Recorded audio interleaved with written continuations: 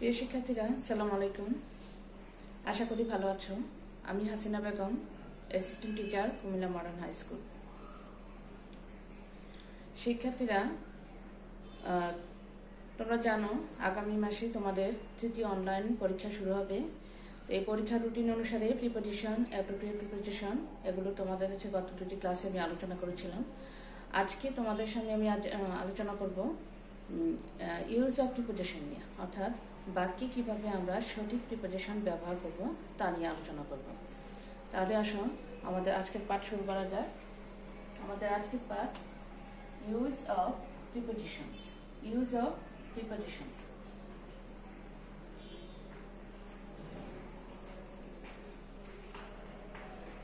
তাহলে চলো আমরা শূন্যস্থানের মাধ্যমে দেখাবো কিভাবে আমরা প্রিপোজিশন দেখাবো। শূন্যস্থানের কিছু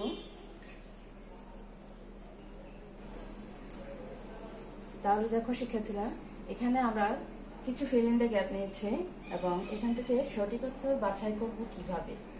আমরা আগেই যেহেতু সিম্পল প্রিপোজিশন এবং অ্যাপ্রোপ্রিয়েট প্রিপোজিশন সম্পর্কে ধারণা নিয়েছি, তাহলে এখন আমাদের এই প্রিপোজিশন সঠিক প্রিপোজিশনটি বাছাই করতে আমাদের খুব বেশি অসুবিধা হওয়ার কথা নয়। প্রথমে দেখো, Suman lives dash Mirpur in Dhaka. তাহলে এখানে দেখো প্রিপোজিশন অলরেডি দেওয়া আছে ইন ঢাকা। তাহলে স্থানের নাম দেওয়া আছে মিরপুর, ঢাকা। ঢাকা যেহেতু বড় শহর, ঢাকার পূর্বে ইন বসবে। ঢাকার চাইতে ছোট মিরপুর, তাহলে মিরপুরের সাথে আমরা ইন দেব না, কি দেব? এড। আমরা জানি বড় অঞ্চলের পূর্বে ইন এবং ছোট অঞ্চলের পূর্বে এড বসে, তাহলে এখান থেকে আমরা এড নেব। Number 2, he will return home dash a week. He will return home dash a week. কোন ব্যাপক সময়ের মধ্যে, ব্যাপক সময়ের একদম শেষ মুহূর্ত বোঝাতে ইন বসে, অন বা আফটার নয়। মধ্যবর্তী সময়টাকে আমরা ব্যাপক সময়ের মধ্যবর্তী সময়কে ভবিষ্যৎ কোনো ব্যাপক সময় বোঝাতে ইন বসে। তাহলে এখানে থেকে আমরা অন আফটার হবে না, ইন শব্দটিকে, ইন প্রিপোজিশনটি আমরা বাছাই করব। He has been suffering from fever dash Monday. এখানে আমরা জানি যে সানডে, মানডে এই দিবসগুলির পূর্বে আমরা অন বসাই, বাট এখানে দেখো has been suffering present perfect continuous tense দেওয়া আছে এবং নির্দিষ্ট সময়ে উল্লেখ করা আছে। তাহলে প্রেজেন্ট পারফেক্ট কন্টিনিউয়াস টেন্সের ক্ষেত্রে যদি নির্দিষ্ট সময়ে উল্লেখ থাকে, সেক্ষেত্রে আমরা সিন্স শব্দটি নেব, since. Ripon will come dash a month. Ripon will come, তাহলে এখানে ভবিষ্যৎ ব্যাপক সময় দেওয়া আছে এবং এ মান্থ এক মাসে ঠিক পূর্ব মুহূর্ত বোঝাতে উইদিন। ব্যাপক সকলে ভবিষ্যৎ ব্যাপক সময়ে ঠিক পূর্ব মুহূর্তে সময়টি শেষ হওয়ার মধ্যবর্তী সময় বোঝাতে উইদিন শব্দটি নেব। আর ঠিক পূর্ব মুহূর্ত বোঝাতে ইন প্রিপোজিশনটি বসায়, বা এক মাসের মধ্যে মধ্যবর্তী ভবিষ্যৎ ব্যাপক সময় বোঝাবে, এটাও ভবিষ্যৎ ব্যাপক সময়, এটাও ভবিষ্যৎ ব্যাপক সময়, বাট এটা একদম পূর্ব মুহূর্ত বোঝাবে। আর উইদিন দিয়ে এক মাসের মধ্যবর্তী যে কোনো সময় বোঝাবে, তাই এখানে আমরা উইদিন প্রিপোজিশনটি নেব। Japan is dash the east of Bangladesh. এখন জাপান বাংলাদেশের পূর্বে অবস্থিত। তাহলে সীমানার, আমরা জানি যে সীমানার ও মধ্যে বোঝাতে ইন, সীমানার উপর বোঝাতে অন, এবং সীমানার বাইরে, যেহেতু Japan is the east of Bangladesh সীমানার বাইরে বোঝাচ্ছে, তাহলে এখানে আমরা টু প্রিপোজিশনটি নেব। তাহলে ইন হবে না, অন হবে না, টু প্রিপোজিশনটি এখানে সঠিক হবে। Japan is to the east of Bangladesh. Number 6 দেখো, divide the mangoes dash the two girls. এখন ডিভাইড শব্দটা আমরা জানি বিটুইন, এমং, দুইটা প্রিপোজিশন এখানে দেওয়া আছে। তাহলে বিটুইন এমং, কখন বিটুইন হয়, কখন এমং হয়? যখন দুই সংখ্যা বোঝাবে, দুইজনের মধ্যে বা দুইয়ের মধ্যে বোঝাবে, তখন বিটুইন শব্দটি, এখানে টু গার্লস উল্লেখ করা আছে। যদি টু উল্লেখ করা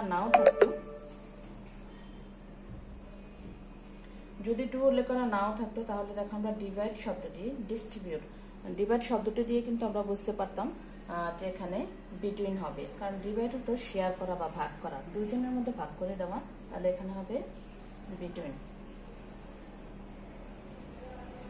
distribute the mangoes dash the girls. তাহলে এখানে দ্য গার্লস সংখ্যা উল্লেখ নাই, আর ডিস্ট্রিবিউট যেটা বিতরণ করা, অনেকের মধ্যে বোঝাবে এমন, অনেকের মধ্যে বোঝালে এমন প্রিপোজিশনটি হবে। পান্না স্যাড ড্যাশ রোমানা।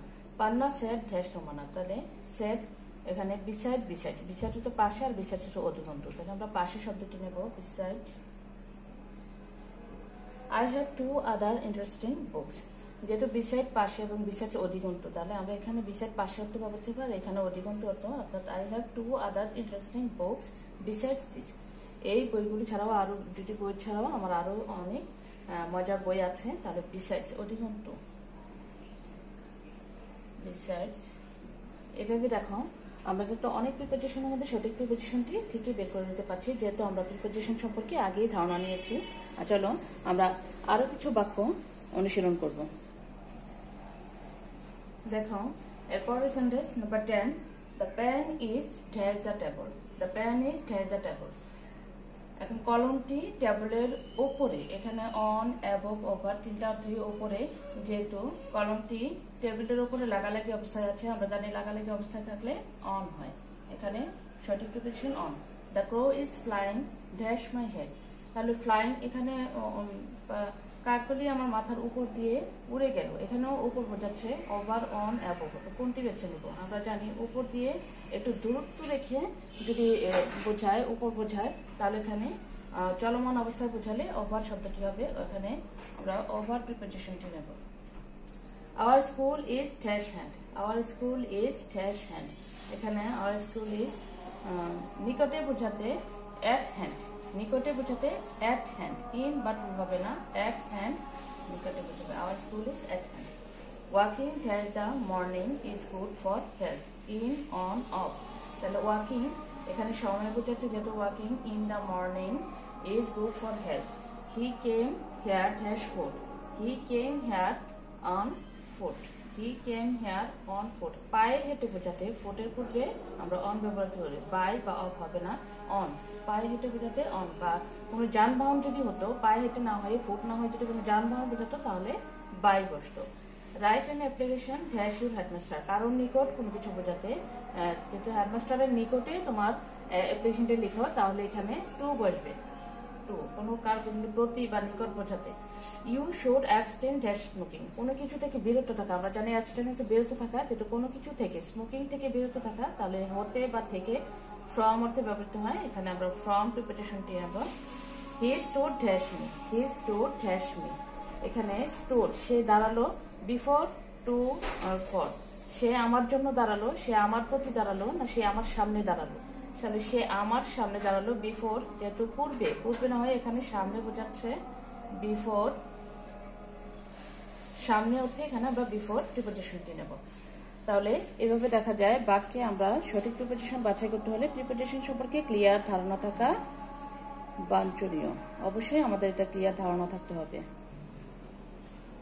নাম্বার 18 দেখুন, Dhaka stands dash the Buriganga, তাহলে Dhaka stands dash the Buriganga, Buriganga সীমানার উপরে বোঝাতে অন, সীমানার উপরে বোঝাতে, যেমন নদীর তীর বোঝাতে, নদীর তীর কোন তীরবর্তী বোঝাতে অন প্রিপোজিশনটি ব্যবহৃত হবে। His chair is dash considerations now, under, on, for, এখানে কনসিডারেশনের সাথে আন্ডার শব্দটি যাবে না, অন যাবে না, ফর যাবে, যেহেতু অধীন বোঝাচ্ছে, আন্ডার অর্থ নিচে, সাধারণত আন্ডার অর্থ আমরা নিচে বুঝি, বাট কনসিডারের সাথে আন্ডার অধীন সেটা বোঝাবে যে বিবেচনা অধীন আছে, বিবেচনা অধীন, এখানে আন্ডার সঠিক করতে হবে under. He said this dash example, আমরা জানি এক্সাম্পলের সাথে ফর শব্দটি যায়, ফর প্রিপোজিশনটি ফর এক্সাম্পল, উদাহরণস্বরূপ, এখানে স্বরূপ বোঝাতে ফর প্রিপোজিশন যাবে। He serves dash the navy, he serves সে কোথায় চাকরি করে, he serves in navy, in the navy সে কোনো স্থানে সার্ভ করে, এখানে প্রিপোজিশন হবে in. Rice sells dash very cheap rate, এখানে রেট বোঝাতে অ্যাট প্রিপোজিশনটি হবে। She is weak dash English, in, at, for, in, at, or for, এখানে she is weak in English, যেহেতু কোনো বিষয়ে সে দুর্বল বা ভালো বোঝাতে বিষয়ের সাথে আমরা ইন প্রিপোজিশনটিকে নেব। But he is good dash handwriting, এখানে ড্যাশ হ্যান্ডরাইটিং, হ্যান্ডরাইটিং দক্ষ, হ্যান্ডরাইটিং এ দক্ষ বোঝাতে, দক্ষতা বোঝাতে, ভালো বোঝাতে বা হাতের কাজ কোনো কিছু বোঝাতে অ্যাট প্রিপোজিশনটি বসায়। তা দেখো, he is good at handwriting, এখানে আমার বাক্যগুলি থেকে তোমরা মোটামুটি আমার ধারণা পেয়ে যাচ্ছ কিভাবে আমরা অপশনাল থেকে, অর্থাৎ অনেকগুলো 3টা অপশন বা 4টা অপশন দেওয়া থাকবে, অপশন থেকে কিভাবে সঠিক উত্তরগুলি বাছাই করে নেবে। এর জন্য আমাদের অনেক বেশি চর্চা করতে হবে। তাহলে চলো আমরা আরো কিছু বাক্য প্র্যাকটিস করব। Number 25, he counts dash a respectable family. এখানে দেখো অফ, ফ্রম, টু, কোন প্রিপোজিশনটা আমরা বাছাই করব? He counts of dash, he counts of dash a respectable family. সে খুব সম্মানিত কোনো পরিবার থেকে এসেছে। তাহলে বংশজাত যদি বোঝায়, আমরা জানি কাউন্টস অফ, কামের সাথে অফ প্রিপোজিশনটি দিয়ে বংশজাত বোঝায়। তাহলে 3টে প্রিপোজিশন থেকে আমরা অফ বেছে নিব। The cow lives dash grass on, by, for. কোনো কিছু খেয়ে বেঁচে থাকা, নির্ভরশীলতা বোঝায়। ওপর বা নির্ভরশীলতা বোঝাতে অন প্রিপোজিশনটি ব্যবহৃত হয়। He is swimming dash the current, dash the current মানে এখানে হচ্ছে স্রোত বোঝাচ্ছে, কারেন্ট, স্রোত। He is swimming dash the current against, by, to. যেহেতু স্রোতের বিপরীত বোঝাচ্ছে, এখানে বিরুদ্ধ, এগেনস্ট বিরুদ্ধ বা বিপরীত, এখানে হবে এগেনস্ট। স্রোতের বিপরীতে সে সাঁতার কাটছে, স্রোতের বিপরীতে বোঝাতে against. I told you everything dash this matter.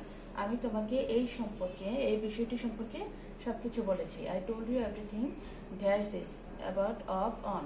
তাহলে অ্যাবাউট সম্পর্কে, সম্বন্ধে, কোন কিছু নিয়ে, তাহলে about this matter. They ran dash the thief. They ran কোন কিছু পিছু পিছু ধাওয়া করা, পিছু পিছু ধাওয়া করা বলতে র্যান আফটার। তাহলে এখানে আমরা আফটার নেব, after for to. Ran after পিছু পিছু ধাওয়া করা, ran after. He aimed dash the tiger at, to, for. তাহলে হি এইমড অ্যাট লক্ষ্য স্থির করা, লক্ষ্য করা বা তাক করা, এম এর সাথে অ্যাট হবে। He aimed at the tiger. The sky is dash the dash us.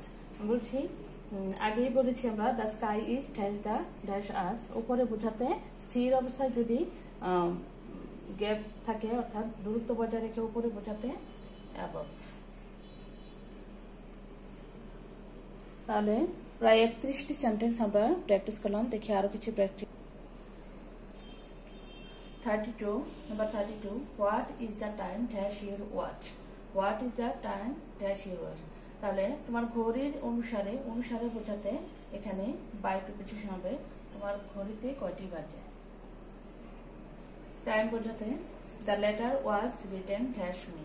The letter was written dash me। কারো দ্বারা কোনো কাজ করা বোঝালে, কোনো ব্যক্তির মাধ্যমে যদি হয় বাই হবে, আর বস্তুর মাধ্যমে হলে উইথ হবে, বাট এখানে টু হবে না, যেহেতু এখানে ব্যক্তির মাধ্যমে বোঝাচ্ছে by. The letter was written by me.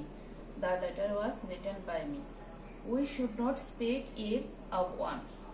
We should not speak ill of one dash his back.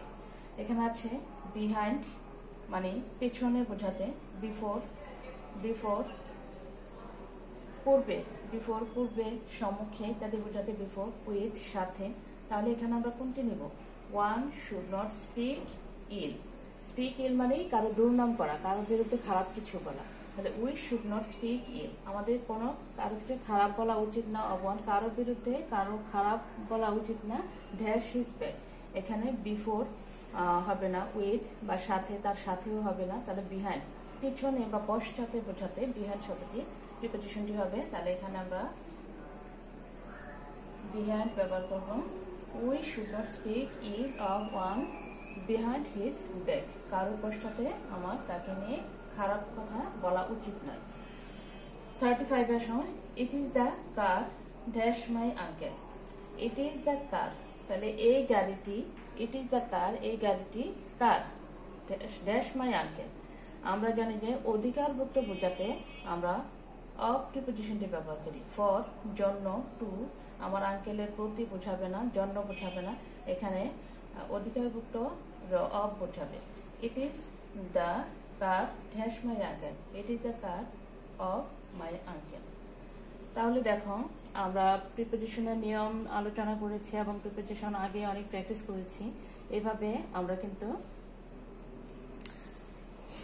Option দেখে যতগুলো অপশনই দেওয়া থাকুক, আমরা যদি বাক্যের মানেটা বুঝি এবং আমাদের যদি কিছু প্র্যাকটিস থাকে আগে থেকে, তাহলে কিন্তু আমরা সঠিক প্রিপোজিশনটি বেছে নিতে আমাদের খুব একটা কঠিন হবে না। তাহলে শিক্ষার্থীরা,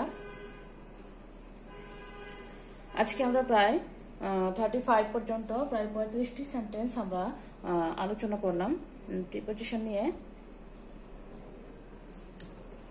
তোমাদের আর কোনো সমস্যা থাকবে না যদি তোমরা বাসায় প্রিপোজিশনটি অনুশীলন করো। আর আমি যেভাবে দেখিয়েছি প্রিপোজিশন সংজ্ঞা থেকে প্রকারভেদ এবং তাদের কিভাবে চর্চা করবে, অনুসরণ করবে, নিয়ম কানুন করে অ্যাপ্রোপ্রিয়েট প্রিপোজিশন আয়ত্তে আনার যে ধারণা তোমাদেরকে দিয়েছি, তো আশা করি তোমরা সেই অনুসারে বাসায় প্র্যাকটিস করবে এবং সামনে যে তোমাদের তৃতীয় অনলাইন পরীক্ষা আসছে সেই পরীক্ষার জন্য তোমরা বাসায় প্রস্তুতি নেবে।